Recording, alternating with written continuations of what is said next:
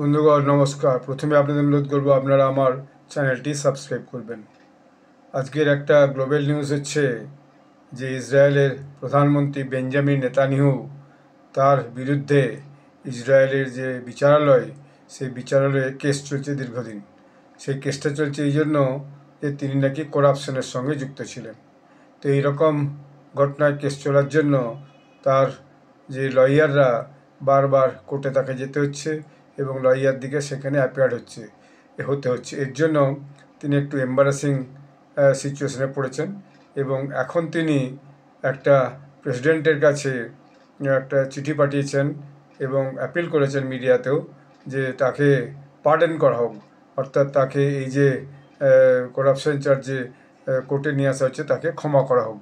এখন এটা তিনি বললেও সেখানকার বিরোধীরা কিন্তু তাকে এটা ক্ষমা করতে রাজি নন এবং সেখানকার যে জনগণ তার মধ্যেও প্রায় দুটো ভাগে ভাগ হয়ে গেছে।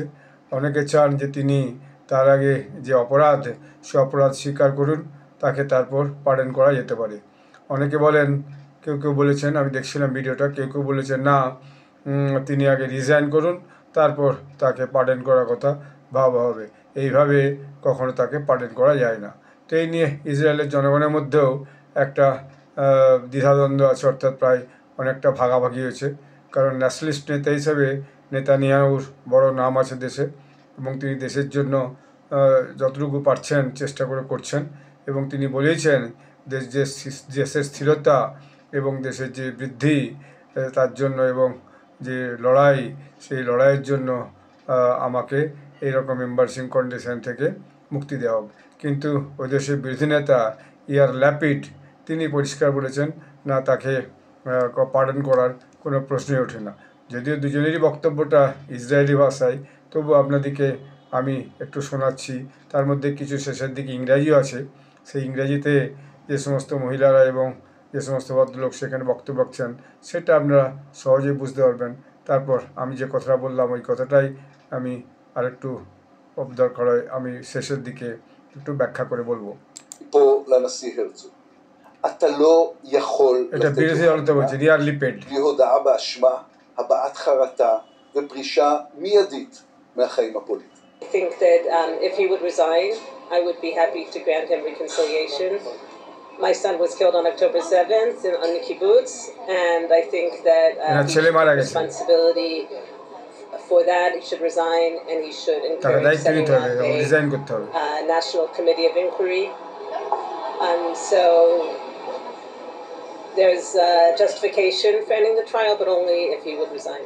If he can't manage being the Prime Minister of the country and going to the trial, he should resign as Prime Minister. And I would be very happy to see him resign and for the trial to come to an end. And if he is found guilty, then he can apply for a pardon. But to ask for a pardon without admitting any guilt, without losing any position, without it affecting his life whatsoever, other than that he gets off scot-free, I certainly don't think that he should get it.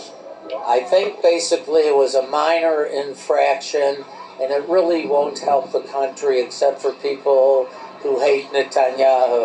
So I would hope Herzog will agree and that we can get done with all this. তো একজন মহিলা, শেষের যে মহিলা বললেন, তিনি বললেন অবশ্যই তিনি দোষ স্বীকার করুন এবং পজিশন থেকে সরে যান, তারপরেই তাকে ক্ষমা করা যেতে পারে।